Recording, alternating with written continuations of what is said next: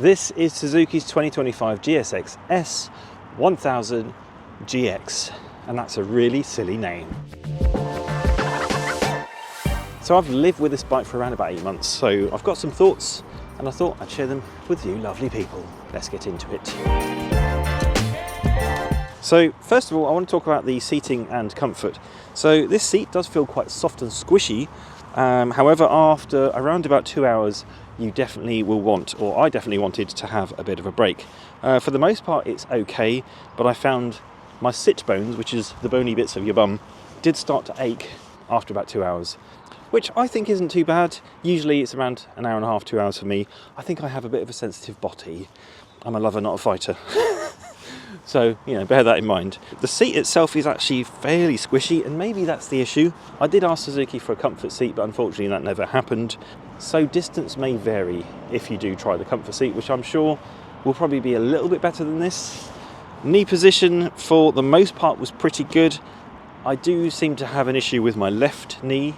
After about an hour and a half, actually, I did start to get a little bit of pain and kind of had to just stretch my leg out a bit. But I am a bit old, and that's probably related. Hip pain, I have a hip injury that's quite bad at the moment, was actually okay on this bike. Didn't really aggravate that, so that's good. If I had to, I could probably do 3 hours on this bike and not feel like I want to throw myself off the nearest cliff. So I think, all in all, that's a big win for comfort.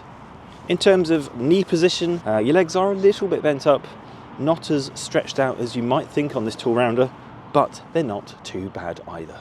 2 to 3 hours is probably the most you want to do on this machine. The seat actually isn't massive, so you know, by the time you've got your keister on there, I wasn't able to scoot around too much. So once you do get a little bit of pain, you can't scooch back on the seat. And you've got the pillion seat there, which stops you moving further back. I suppose you could sit on the pillion seat if you're feeling particularly brave. Now that I've mentioned pillion seat, let's talk about pillion comfort. I did take Sophie on the back and we did about 3 hours riding in 2 stints. And after an hour and a half, the first hour and a half, she was absolutely fine. She said, in fact, it's perfectly comfortable for her. Knee position, all good. She's a bit younger than me. Take that as you will. And it was 3 hours by the time we got home, and she said, yeah, she could ride for longer. She wanted to get off at that point. So hour and a half, 2 hours for her was probably time for a break. 3 hours was her maximum. So fairly comfortable actually for the pillion. It's quite a squishy seat. Again, the comfort pillion seat might be better, but I didn't get a chance to test that. So that's the seating and comfort of this machine. So let's talk about the performance of that engine, which is, as you've already heard, the K5 GX1000 derived engine. It is smooth as silk. It's an inline 4, but this one is particularly smooth. I want to say creamy, but that sounds a little bit wrong. And also really lovely throttle response, really smooth. I ride in riding mode B. That's my preferred mode. Down low, it hasn't got loads of grunt. It's got a good mid-range actually, so 5,000–6,000 onwards, that's when it starts to pick up, and beyond 7 and 8, that's when it really takes off, and it is a bit of a rocket ship. Basically hang on for dear life. Some people will say 150 horsepower isn't enough. Those people are completely mental, because this thing is a rocket ship, and that engine is fantastic. Using it every day is really easy to live with, because that power isn't crazy down low and it's got a nice throttle response. It's really easy to manage. I've ridden it in the rain, in icy conditions, and it was absolutely fine. Yeah, nothing really to complain about. And when you open it up, as I said, it really does show its GSXR heritage. So yeah, engine, superb. 10 out of 10.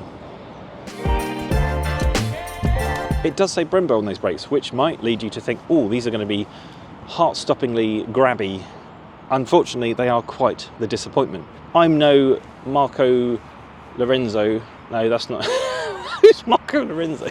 Marco Locatelli. He used to be a GP rider. I'm no Valentino Rossi, but even these brakes feel really underwhelming. They just lack feel and they lack power.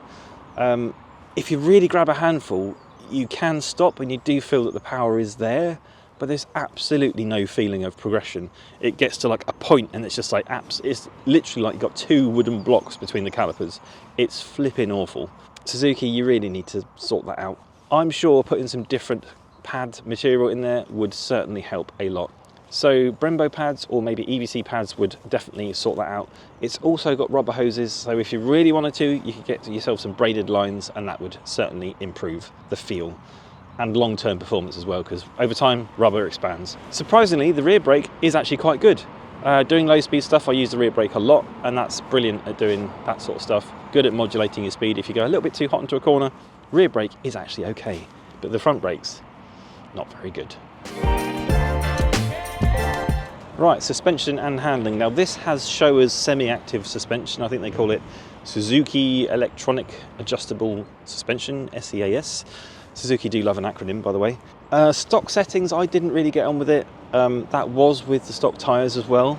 But what I found is, by adjusting some of the settings, which I'll put those on screen now, I found that that gave me a much better feel, and it just added a bit of stability and quickened the turn-in. So you want to lift the back end of the bike up.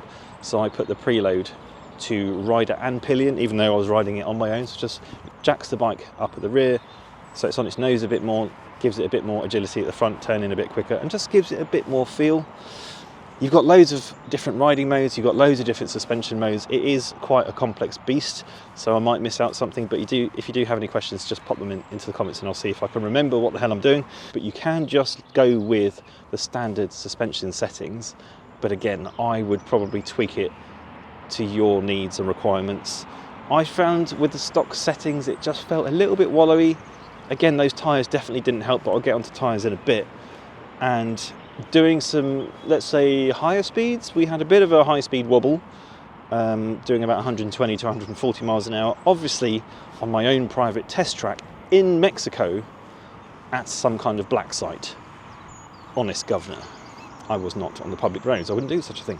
So yeah, I did dial up the suspension, changed it into mode, the standard mode, which is U, or the user mode, and I made it all harder. How could I say that and not smile? I made it harder.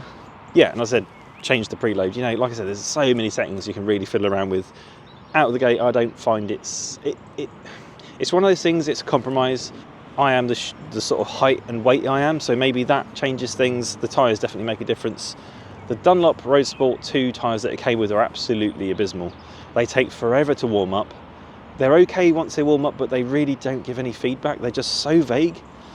So I got some Bridgestone T33s. Thank you to Bridgestone for supplying those. What I found with the Dunlops is, I'm going to talk about the tyres now. When they were cold, they just felt like they were underinflated, and I did check the temperatures. I put the pressures up a little bit, I put them down a bit, and it just felt, you know, when you're turning, it was like, ooh, the handlebars want to fall into the way that you're turning. With these Bridgestones, it doesn't do that at all. They are literally rock solid, and you just feel like you can really throw it around. The bike is now super stable, and I feel like these tyres have really unlocked the potential of this bike. I wish I'd done it sooner, actually. So there is a big caveat there, isn't there? Like, suspension and handling out of the crate is really hampered by the settings and the tyres. First of all, I'd say get new tyres on, then sort your handling out and do your settings for the suspension, and then you'll really figure out what works for you. But I'm going to give it the benefit of the doubt and say, now that it's sorted in terms of tyres and I've sorted the settings out, it's really bloody good. You can really throw this thing around. It's not the lightest bike. It's about 230 kilos, I think. Over 500 pounds. But yeah, it handles like a much lighter machine once you get it going. I suppose what's really good about the electronic suspension is that it essentially gives you all these different settings in one bike. So you can have a really squishy, soft bike if you were riding on some dodgy roads, or doing, you know, a motorway slog. You could put it in like a really soft setting, and then when you get to a nice twisty bit, you know, press a couple of buttons and off you go. You're into a much sportier, friskier setup, and then you can have some fun. I don't know why Suzuki do it. Put really dodgy tyres on what is a really great bike. Alas. Right, I'm going to quickly talk about aesthetics. Now, aesthetics is very subjective. You either like something or you don't, and that's completely fine. However, the front end of this bike looks absolutely brilliant. It's got these DRL lights which look really mean and aggressive, and then you've got the stacked LEDs, which are your sort of main beam and your dip beam, or your high beam and your dip beam. From the side it looks okay. The rear end is a little bit disappointing. I've heard that before. It's kind of got that same light that they've put on many of their bikes. I know why they do it to save a bit of money, but I wish they had just sharpened the back end up a little bit, because the front promises a lot and the rear doesn't deliver. But yeah, I mean, it's one of these sporty tool rounders, and I think it looks very, very nifty. In this colour, I actually didn't like this at first, but it's really growing on me. But the black colour on the 2025 model looks brilliant. And I don't think they do that anymore. It's like, oh, it's a black, but it's with red wheels, which I don't like. But the blue and white one now is quite nice. I'd probably go for the blue and white one now, 2026. Now, I'm going to look at my notes a little bit for this one because the tech package on this bike is quite comprehensive. So you've got Suzuki Intelligent Ride System, which is the kind of name that features all of the tech in that, under that umbrella. So we've got SRS includes power modes, so traction control, wheelie control, and also yaw control. You've got active damping, which is your suspension, road adaptive stabilisation, rear suspension modes, quick shifter up and down. We've got the cruise control, we've got 6.5 inch full colour TFT, and you've got phone connectivity as well. And I'm pointing at you a lot. Sorry. Let's talk about the power modes. Now it's got 3 main power modes, A, B and C, A being the most aggressive. B I think means basic and C means comfort. I've had it in B. I find with all of the Suzukis, the way their power modes are, A is just too snatchy. It's the throttle response. I love how it delivers the power. The power curve in A mode is fantastic, but the throttle response is really snatchy. So I would love the power curve from A, but with the throttle response from B, but that's not something you can fiddle around with, which I think they need to change. Suzuki, if you're listening, can you change the throttle response modes in the different riding modes? That would be great, thank you. C is essentially a rain mode. You very rarely need it because B is actually the sweet spot for me. The only thing I'd say about B is that it's a little bit held back. You can feel it when you're getting on the throttle. It's just a little bit hesitant and a little bit sort of held back, whereas in A it's just like flipping heck. TLR, so that's your traction, your wheelie control and your roll control. I've left TLR as stock, haven't messed around with the settings. Although saying that, I have turned wheelie control off, which was a bad idea because this flipping wheelies very easily and very quickly. Active damping, again, I went over this earlier. I've changed that. I've fiddled with the settings just to get it how I like it because the stock settings really weren't doing it for me. Rear suspension, I changed the preload to rider and pillion because, again, as I said earlier, just jacks it up a bit, allows it to turn in and feel a bit more dynamic when you're riding. The quick shifter is pretty good. For the most part, it's really smooth. One thing I've noticed with the quick shifter is that on some rides, you can feel it change gear when you're going up, and then it's like it delays the throttle, so it's changed because you can feel the clunk. It's like a really limited power mode, and then all of a sudden it like picks up. I don't know if that's the sort of road stabilisation thing, but I've turned that off and on and it doesn't seem to make any difference. So it's a little bit of a weird one, doesn't happen all the time. 90% of the time the quick shifter is lovely, really smooth. They seem to be very smooth on inline 4 bikes, but just that occasional sort of, you go to change up and it's like hesitates a bit to get back on the power, and you're already on the power and you can feel that the bike's changed gear, so yeah, it's a bit weird. Cruise control, I didn't really use it all that much, to be honest with you, and I think one of the reasons is because the cruise control button is on the right switch gear, which it's not a natural position for me. I know that might be nitpicking a little bit, but I'd much prefer to have all the controls for like cruise control and, you know, electronics on the left hand side, and there's plenty of room to do that on the left switch gear, so I don't really know why they've done it, because you've got the speed controls for the cruise control on the left, you know, increase and decrease. Feels a little bit disjointed to me, and Suzuki seems to do that on all their bikes, which is a bit strange. TFT is really good, really bright, really clear. So it's got this wheel which has got, so it's got 3 main settings. You've got riding mode, your suspension mode, and then your traction control, also your preload. And you use this button on the switchgear here to kind of cycle through them. Not the most intuitive, but the actual display and quality of the dash is lovely. It's very, very nice. Okay, let's talk about value for money, because this bike now in 2026 is £14,999 for the GX Plus, which includes the side cases, which I don't have, unfortunately. Now, you got to look at the other competition, and this kind of is in the middle, really. Honda have kind of thrown a cat amongst the pigeons with their new CB1000 GT, which comes in at a smidgen under 12k, and that really is remarkable value for money. I don't think it will stay that price for long, and Suzuki may have to reduce the price of this bike, even with those side cases, to compete with Honda. I think it's good value for money. The build quality is fantastic. You do get a lot for your money. You get, you know, fully active suspension, or sorry, semi-active suspension, quick shifter, a fantastic engine, really good looks, and once you sort out, you know, the tyres and get your suspension sorted, it really is a great handling bike. I do think Suzuki's are a bit I won't say underrated, But I think people assume Suzukis are boring. This bike is not boring. This bike is an absolute hoot to ride, depending on how you ride it. If you ride it slowly, it's not going to excite you, but once you open it up and get into those feisty, spicy RPMs, got a plane that's distracting me. Other competition, I did make some notes here. We got the Kawasaki Versys 1100. So what I've done is with the competition, I've spec'd up a version of each bike that has the side cases, the semi-active suspension and all the other goodies. So for Kawasaki's Versys 1100, you actually have to get the SE Tourer to get a similar setup to the Suzuki GSX-S1000GX, and that comes in at £16,649, so a little bit more expensive for sure than this Suzuki. Also the Yamaha Tracer 9 GT, even though it's slightly less power, that's coming in at £13,954. Again, that's the GT version, so you've got the side cases. Slightly different, it's a triple with less power. You could argue it doesn't directly compete with this, but Yamaha don't have anything else that does, so that's the closest thing they've got. So those are the main three competitors, Kawasaki, Honda and Yamaha. You've got some outliers which are a little bit more expensive because they're more premium motorcycles. The Ducati Multistrada V2S, and that came in at £18,141, 1390 Super Adventure S with the side cases, and that comes in at £18,275. So when you look at all those bikes, this definitely is the second cheapest bike after the Honda CB1000 GT. So actually, in terms of value for money, I think it's not too bad. Obviously with some of those bikes like the Ducati and the KTM, you're getting a lot more performance and a lot more tech and sort of premium ownership experience.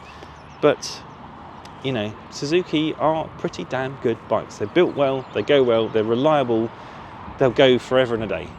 So essentially, pay your money, you take your choice. Right, so we're going to talk about some pros and cons. I haven't written these down, I'm just going to raw dog it. Sounds a bit weird. The screen. This screen is tremendously loud. I've put it on the top setting, and another sort of negative is that there's no adjustable screen. I think Suzuki could definitely do something about that. The stock suspension settings are a bit naff, I think. So you do have to fiddle around with it. That's a pro and a con, because at least you've got the ability to change it, which is good, and it is fairly easy. You do have to kind of dive around in the menus, fairly easy to get it set up how you like, but you're going to have to sort of test it and go out, so it does take a little bit of time, but it's certainly well worth putting the effort in, because you get a bike that's much more rewarding to ride. The tyres. Suzuki, why on earth are you putting those horrible Dunlop OEM tyres? Dunlop makes some fantastic tyres. I'm not slating Dunlop. They make some good tyres, but the stuff they've put on the OEM, it's really bad, and it actually hurts the bike.